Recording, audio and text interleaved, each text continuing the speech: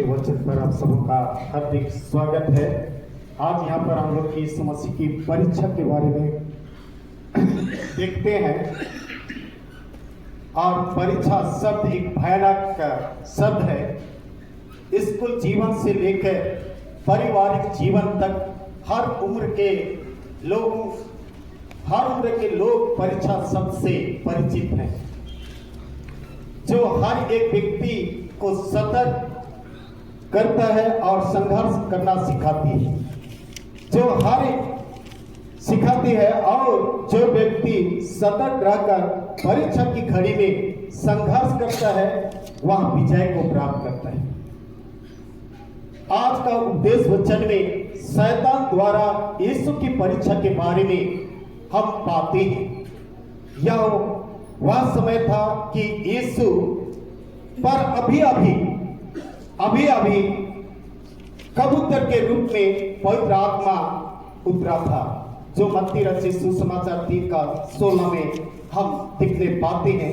वहां लिखा है, और यीशु बपतिस्मा लेकर तुरंत पानी में से ऊपर आया, और देखो उसके लिए आकाश खुल गया, और उसने परमेश्वर के आत्मा को कबूतर के समान उतरते और अपने ऊपर आते देखा।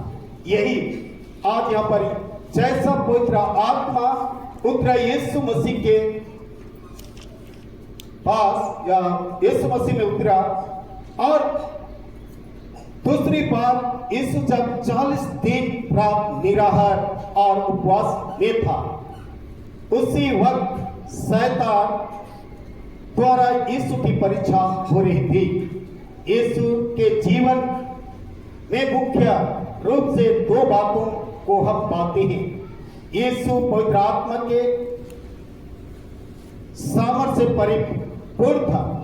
वह पत्थर को रोटी बना सकता था, वह कंगूरी से कूद सकता था, स्वर्गदूत यीशु को हाथों हाथ उठा सकता था,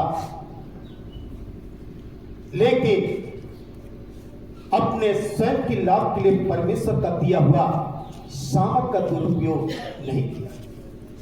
आज कितने लोग स्वयं का लाभ के लिए परमेश्वर का दिया हुआ सामर्थ का दुरुपयोग करते हैं। आज परमेश्वर का दिया हुआ सामर्थ को दुरुपयोग कर रहे हैं। दूसरी बात, शैतान जिस समय यीशु की परीक्षा की, उस समय निश्चय ही यीशु को भूख लगी और उन्हें रोटी की जरूरत थी या भोजन की जरूरत थी।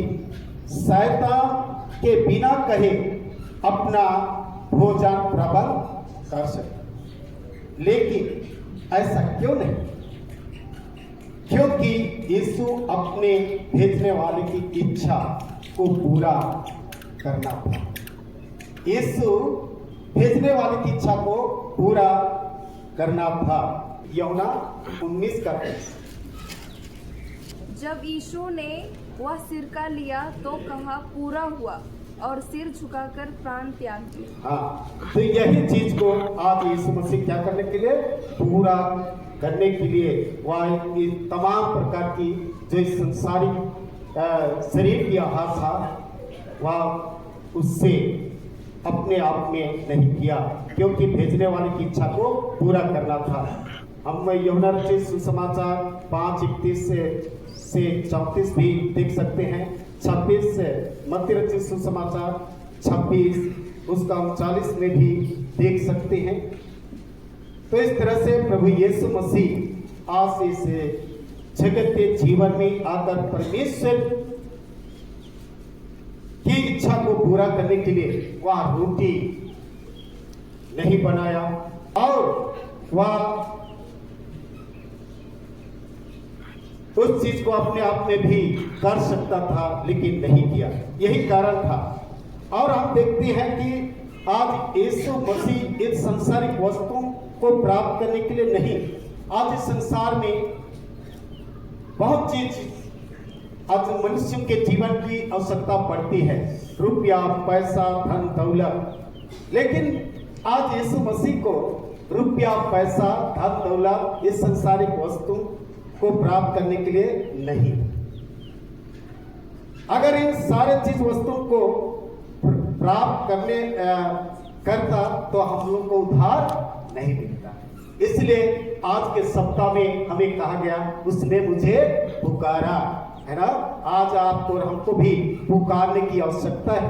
आज हम लोग इस उपवास गली में जीवन जी रहे हैं और उपवास हम भिन्न भिन्न तरह से आज इस उपवास गली में जीवन जीने का प्रयास करते हैं। बहुत सारे लोग स्वादिष्ट भोजन खाना बंद करते हैं, मांस मछली, और बहुत सारे लोग नशापान से मुक्त रहना चाहते हैं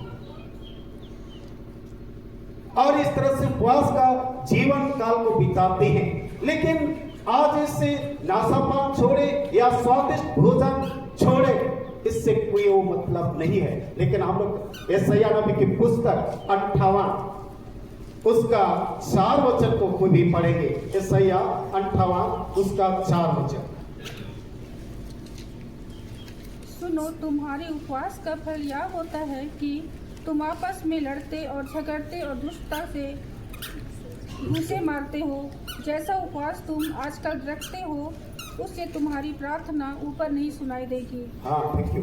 क्या लिखा है? सुनो, तुम्हारे उपवास का फल यह होता है कि तुम आपस में क्या करते हो?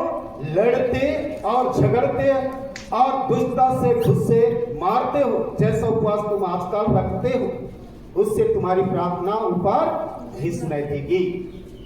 आज हम लोग स्वादिष्ट भोजन ना करें, नशापान ना करें, लेकिन ना करें, उससे फायदा नहीं है। लेकिन आज किसको छोड़ना चाहिए?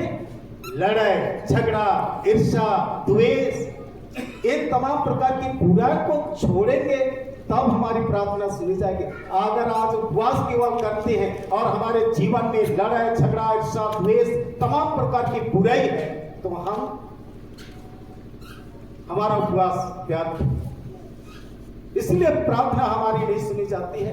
अगर हम इस तमाम प्रकार के बुराइयों से अलग रहेंगे तब प्रार्थना सुनी जाएगी।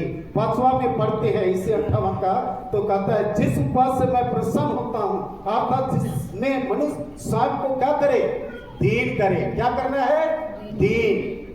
यही है उपवास, यही है उपवास कि अपने आप को दीन करें। ऐसा नहीं कि आज लड़ते झगड़ते रहे, स्वादिष्ट भोजन खाना छोड़ देंगे और उपवास कर रहे हैं बोलेंगे, नाशपान को छोड़ देंगे उपवास कर रहे हैं, लेकिन हमारे जीवन में लड़ाई झगड़ा और बुराई है तो हमारी प्रार्थना नहीं सुनी। आज अपने आप को उपवास करके क्या करना है? दीन करना है, नम्र बनाना है। ये है उपवास। और उसी को आगे देखते हैं। क्या सिर को जौ के समान झुकाना, अपने नीचे टाट बिछाना और राख फैलाने ही उपवास? तुम उपवास और यहोवा को प्रसन्न करने का दिन कहते। आज उपवास है, उपवास है, बस हम लोग मन में रटे हुए हैं। वहां पर उपवास प्रार्थना करना है, वहां पर विनती प्रार्थना, वहां पर समाज करना है, लेकिन आज बुराई को तो हटा नहीं रहे। बुराई को छोड़ेंगे और उपवास करेंगे, प्रार्थना करेंगे। आज तमाम प्रार्थना निवेदन रख रहे हैं, छाऊ पेड़ के समान सिर झुकाते हैं, लेकिन आज हम बुराई को नहीं छोड़ रहे हैं। यही बात को यहाँ पर कहा कि छाऊ पेड़ के समान झुकाना, टाट बिछाना, राख फैलाना। आज हम लोग बहुत सारे उपवास, जैसा भस्म बुधवार प्रारंभ करता है, बहुत सारे लोग रात का चंदन लगा, टीका लगाते। क्या उससे हमारा उद्धार हो सकता है? आज हमारा कर्म ही सही नहीं रहेगा, चंदन लगा देंगे, टीका लगा देंगे, छुटकारा पाएगा? जैसा यहाँ पर रात में बैठना या बिछाना, यही सबको उपवास मांगते। ऐसा नहीं है। आप खाकर भी प्रभु के पास आ सकते हैं, प्रार्थना निवेदन कर सकते हैं, प्रार्थना निवेदन कर सकते हैं। आज जिसको आज उपवास कर रहे हैं, सही माने पर प्रभु से विनती करें, निवेदन करें, क्योंकि फिलिपी 4:6 में कहा है, निवेदन, विनती, प्रार्थना और धन्यवाद के साथ परमेश्वर के पास उपस्थित किए जाए। क्या क्या कहा है? निवेदन, प्रार्थना विनती और धन्यवाद। ये चीज हमें करना है। ऐसा करने के द्वारा से हमारी प्रार्थना सुनी जाएगी। आज खाना ना खाने के द्वारा आज हमारी प्रार्थना नहीं सुनेगा, लेकिन जब सुनेगा जब अपने आप को क्या बनाएंगे, दीन और नम्र बनाएंगे और बुरे कामों को, बुरे सोच को क्या करेंगे, छोड़ेंगे। उसी को आगे हम लोग देखेंगे। लूका रचित सुसमाचार हम लोग खोलेंगे। लूका रचित सुसमाचार 2:37 में हम लोग पाते हैं, वहां पर एक विधवा स्त्री के बारे में लिखा हुआ है, हन्ना।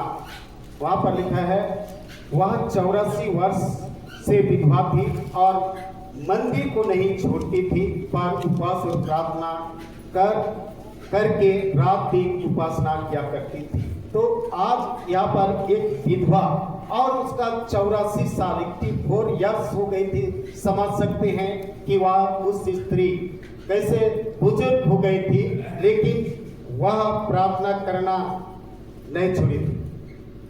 मंदिर में जाती थी, उपवास करती थी और प्रार्थना करती थी। तो आज हमें यही करना है। आज खाना पीना छोड़ देंगे और हमारा जीवन आज बच जाएगा, ऐसा नहीं। आज आप खाना पीना करके भी प्रभु के पास आ सकते हैं, धन्यवाद दे सकते हैं, निवेदन रख सकते हैं, प्रार्थना कर सकते हैं। और यदि हम खाना पीना छोड़ दिए, लेकिन दिन भर में एक बार भी यीशु का नाम नहीं लिए, यीशु का नाम नहीं लिए, वचन नहीं पढ़े, तो क्या मतलब हुआ उपवास? इसलिए आज हम सबों को ये प्रेरित करती है कि उपवास हमें दिन होकर, और जिनको आज हमें जरूरतमंद है, जिसको आज हम मत्ती रचित सुसमाचार 25:37 में, मत्ती रचित सुसमाचार 25:35 में लिखा है, क्योंकि मैं भूखा था और तूने मुझे खाने को दिया, मैं प्यासा था और तूने मुझे पानी पिलाया, मैं परदेशी था और तुमने मुझे अपने घर में ठहराया। ये है उपवास। आज ऐसे हमें जब भूखा है उसको खाना खिलाना, जब प्यासे हैं उनको पानी पिलाना, परदेशी है उसको अपने घर में ठहराना, नंगा है उसको कपड़ा पहनाना, बीमार में है उनकी सुधि लेना, यही है उपवास। ऐसा करने के द्वारा से हम जीवन को प्राप्त कर सकते हैं, जिसको आज इसी मत्ती रचित सुसमाचार 25:37 में लिखा है एक धर्मी व्यक्ति के बारे में। तब धर्मी उसको उत्तर देगा, हे प्रभु, हमने कब तुझको भूखा देखा और खिलाया, या प्यासा देखा पानी पिलाया? हमने कब तुझे परदेशी देखा और अपने घर में ठहराया, या नंगा देखा और कपड़े पहनाए? हमने कब तुझे बीमार या बंदीगिरी में देखा और तुझे मिलने आए? तब आगे कहता है, तब राजा ने उन्हें उत्तर देगा, मैं तुझसे सच कहता हूं कि तुमने जो मेरे इन छोटे से छोटे भाइयों में से किसी एक के साथ किया, वह मेरे ही साथ किया। ये है उपवास। आज अपने गरीब, अनाथ, विधवा लोगों पर दया दृष्टि करना ही, उनसे प्रेम करना, उनके जो जरूरतमंद की आवश्यकताओं को पूरा करना, ऐसा करने के द्वारा से आज हम धर्मी ठहरे। आज खाली उपवास करने के केवल से हम धर्मी नहीं ठहर सकते हैं, पर अपने आप को दीन बनाने के कारण से गरीब, अनाथ लोगों पर दया दृष्टि, बीमारी लोगों की शुद्धि लेने के द्वारा से आज धर्मी ठहर सकते हैं। तो मसीह में प्यारो, आज हर एक जन को हमें आवश्यकता है। इस उपवास गली में हम जीवन जी रहे हैं, तो ऐसा आज हमारा मन विचार आना चाहिए। यदि आज ऐसा हमारा मन में, हमारे विचार में नहीं आता है, हमारे जीवन में कई तरह के कुड़कुड़ापन, ईर्ष्या, द्वेष से भरे हैं, तो हम उपवास गली हमारा चल रहा है। इसलिए आज उपवास का अर्थ हमें जानना, जैसा इस मसीह ने आज इस संसारिक जीवन में आया, उपवास किया, 40 दिन रात निराहार रहा, उसको भूख लगी, लेकिन वह अपने भूख को शैतान के कहने से पहले वो खा सकता था, बोल सकता था, लेकिन अपना सामर्थ को इस्तेमाल नहीं किया।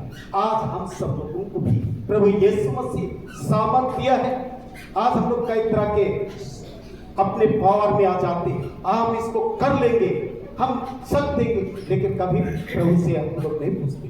तो इसलिए आज यीशु मसीह जैसा दीन बना, नम्र बना और परमेश्वर की इच्छा को पूरा किया, उसी तरह से हमें भी हर एक विश्वासी छोटे बड़े सभी लोगों को परमेश्वर की इच्छा के अनुसार जीवन बिताना है। परमेश्वर आज लड़ाई झगड़ा करने वालों को, बुरी बात करने वालों को, ईर्ष्या द्वेष करने वालों को कतई पसंद नहीं करता है, कतई पसंद नहीं करता। इसको सबको हम लोग को मालूम, फिर भी आज हम लोग उसी जीवन में आगे बढ़ते हैं। उससे हमारा जीवन नहीं है, उसमें अशांति ही है, उसमें हमारे जीवन में कई तरह के अड़चने हैं, मुसीबतें हैं, संकट है, लेकिन उसी जीवन में आज हम लोग को जीवन जीना पसंद आता है। लेकिन आज ऐसा जीवन जीने के द्वारा संसार की वस्तु आज हमें जीवन नहीं दे सकता है। इसलिए यहाँ पर आज हमें प्राप्त करने के लिए यीशु श्रापित क्रूस को सहने और सामर्थ्य पाया। यहाँ पर हम लोग देखते हैं कि श्रापित क्रूस को हराया, जय दिलाया। इसलिए कहता है मृत्यु की शक्ति जो सबसे अंतिम बैरी से लड़ने और विजय प्राप्त करने की तैयारी के लिए था, आज यहाँ पर यीशु मसीह आज इस संसार के तमाम बुराइयों को, अंतिम बैरी क्या है? मृत्यु है, उससे लड़कर आज हर एक लोगों को एक के जीवन दिया, उद्धार दिया, छुटकारा दिया, अपने राज में आप और हमको बुलाया है। इसलिए आज हमें क्या बोला? इनका भी उसने मुझे पुकारा। आप सबों को यीशु मसीह आज पुकार रहा है, परमेश्वर के राज्य में प्रवेश करने के लिए पुकारा है। तो आज उस पुकार को आज हमें सुनना है, पहचानना है, जानना है और विश्वास में बने रहना है। अगर हम उपवास ही केवल रटते रहेंगे और अपना जीवन को परिवर्तन नहीं करेंगे, आज अपने चाल चलन को नहीं सुधारेंगे और खाली फॉर्मेलिटी को पूरा करते रहेंगे, हम परमेश्वर के राज्य में कतई नहीं जा सकते हैं। लेकिन आज हम अपने मन फिरा लेते हैं तो आप परमेश्वर के राज्य के वारिस हो सकते हैं, परमेश्वर के राज्य के वारिस हो सकते हैं। क्योंकि आज परमेश्वर अपने राज्य के वारिस बनाने के लिए अपने इकलौता पुत्र को भेजा और 40 दिन रात निराहार रहा और संसार शैतान से लड़ा, मृत्यु से लड़ा और जयवंत हुआ है। आज उस पर हम विश्वास और भरोसा करते हैं तो जीवन को प्राप्त करेंगे। अन्यथा अगर हम हमारे जीवन में मूर्खता रहेगी, जिसको आज पहला अध्याय उसका 18 वचन में क्या लिखता है? क्रूस की कथा नाश होने वालों के लिए मूर्खता है, पर उद्धार पाने वालों के लिए परमेश्वर की सामर्थ है। अगर आज आप मूर्खता जैसा बात करते हैं, आप लोग सुने होंगे कि छत्तीसगढ़ के एक विधायक का क्या बोली थी? यीशु मसीह अपने आप को नहीं बचा पाया तो दूसरों को कैसे बचाए? ये तो मूर्खता का ही बात है। अपने आप को नहीं बचा पाया तो दूसरों को कैसे बचा पाए?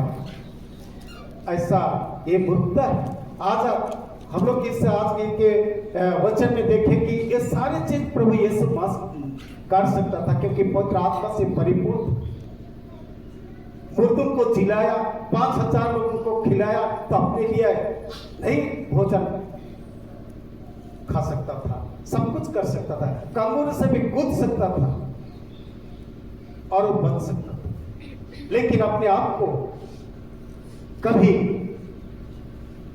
उस पवित्र आत्मा का दुरुपयोग नहीं किया। आज प्रभु यीशु मसीह आपके लिए, हमारे लिए भी पवित्र आत्मा को दे दिया है, उसका हम दुरुपयोग ना करें, पर जो पवित्र आत्मा आपको और हमको कहता है उसकी आवाज को सुने, जिसको आज हम रोमी की पत्री 8 में देखते हैं। 8 उसका 13-14 वचन में लिखा है, क्योंकि यदि तुम शरीर के अनुसार देह काटोगे तो मरोगे, यदि आत्मा से देह की क्रिया को मारोगे तो जीवित रहोगे। आज देह की क्रिया को क्या करना है? मारना है। देह की क्रिया क्या है? आज लोभ, लालच, ईर्ष्या, द्वेष, लीड़ा कीड़ा है, ये देह की क्रिया है, उसी को मारना है। यीशु मसीह अगर उसका पावर मतलब पवित्र आत्मा का पावर को इस्तेमाल करता तो देह की क्रिया को क्या करता, पूरा करता। भूख लगी थी, वो खाना शैतान के कहने से पहले वो बना के खा सकता, क्योंकि भूख लगी। वो अंगूर से कूद सकता था, उसका कुछ हानि नहीं होगा, लेकिन वह देह की क्रिया को पूरा नहीं किया, आत्मा की क्रिया को पूरा किया। आज तब वह जीवित रहा। आज भी आपको और हमको भी आज देह की क्रिया को मारना है, आत्मा की क्रिया को मानेंगे तो जीवित रहेंगे। 14 में कहता है, इसलिए जितने लोग परमेश्वर की आत्मा के चलाए चलते हैं वही परमेश्वर के पुत्र हैं। आज आत्मा के चलाए चलते हैं वे लोग ही परमेश्वर के पुत्र हैं। अगर हम आत्मा के चलाए चलते हैं, वचन के अनुसार चलते हैं, तो हम परमेश्वर के पुत्र हैं। यदि आज हम ख्रिस्ती तो है कहला रहे हैं, बपतिस्मा ले लिए, उपवास भी कर रहे हैं, लेकिन आज उस तरह का हमारा चाल चलन नहीं है, आत्मा का बातों को नहीं सुन रहे हैं, शरीर की इच्छा के अनुसार चल रहे हैं, तो परमेश्वर के पुत्र नहीं कहलाएंगे। इसलिए 15 में कहता है, क्योंकि तुम को 10 वर्ष तक की आत्मा नहीं मिली कि फिर भयभीत हो, परंतु नेपालकपन की आत्मा मिली है, जिससे हे अब्बा हे पिता कहकर पुकार सकते हो। यहाँ पर प्रभु यीशु मसीह पवित्र आत्मा को हमें दिया गया है, उस आत्मा के जरिए आज हम पुकार सकते हैं। तो आइए आज हमारे लिए इससे एक कवि उसने मुझे पुकारा, इस पुकार वाला शब्द को आज हम भली भांति समझे और जाने कि आज आपको और हमको किस लिए पुकारा है। आज निवेदन, प्रार्थना, विनती और धन्यवाद के लिए आपको और हमको पुकारा है। आज स्वादिष्ट भोजन छोड़ देने के लिए नहीं पुकारा है, पर आज हमें विनती, निवेदन, प्रार्थना और धन्यवाद करने के लिए पुकारा है। इस पर आज आपको और हमको जोर देना है और पवित्र आत्मा की पुकार को आज सुनकर परमेश्वर में बने रहना है। आज उसी के साथ बने रहने के लिए आज यीशु मसीह का देह लहू आज आपको और हमको दिया गया है, उसको हम सच्चे विश्वासता के साथ खाते पीते हैं। जीवन है, क्योंकि यीशु मसीह कहा जीवन की रोटी मैं हूं। आज रोटी जब हम शारीरिक आहार करते हैं, भोजन रोटी खाते हैं, ये शरीर को बल देता है, सामर्थ देता है। उसी तरह से आप परमेश्वर का जीवता वचन आपको और हमको पावर देता है, सामर्थ देता है। संसार शैतान से, बुरी संगति से, बुरे भावना विचार से लड़ने की सामर्थ देता है। इसलिए एफेसी 6:11-12 में लिखा है, परमेश्वर के सारे हथियार बांध लो कि तुम शैतान के सामने खड़े रह सको। आज ये पावर आपको और हमको दिया है, आत्मा का पावर है, शैतान के सामने खड़े। जैसा यीशु मसीह ने पवित्र आत्मा से भरकर सामर्थ पाया, परिपूर्ण हुआ और शैतान से लड़ा और जीवंत हुआ, मृत्यु से लड़कर जीवंत हुआ और कहा था कि इस मंदिर को ढा दो, मैं 3 दिन में खड़ा करूंगा। वो जीवंत हुआ क्योंकि यीशु मसीह पावरफुल था, पवित्र आत्मा से भरा था और संसार शैतान से लड़कर जीवंत था, मृत्यु से लड़कर खड़ा हो गया। जीव आपको और हमको भी उसी लहू के द्वारा से आज आपको और हमको जीवंत करना चाहता है। मैं बार बार याद दिलाता हूं, जब जब प्रभु भोज आती है, आप लोगों को कहता हूं कि यूहन्ना 6:54 वचन में जब हम लोग देखते हैं, जो मेरा मांस और लहू खाता पीता है अनंत जीवन उसी का है। ये पेट भरने के लिए नहीं है, पर अनंत जीवन के लिए आज हमें दिया गया है। आज इस वचन को आपको हमको स्वीकारना है। ऐसा नहीं कि आज सुन के केवल जाए कि हाँ प्रभु यीशु मसीह का देह लहू में अनंत जीवन है, बस सुन के चले गए। उसको पालन करना होगा, उस पर मंथन चिंतन करते हुए अपने आप को दीन बनाना, दीन नम्र बन के जीवन जीना होगा, तभी आज हम जीवन को प्राप्त कर सकते हैं। नए वचनों के द्वारा से प्रभु आप सबों को उसने मुझे पुकारा सप्ताह में बहुत दया की आशीष दी। आमीन।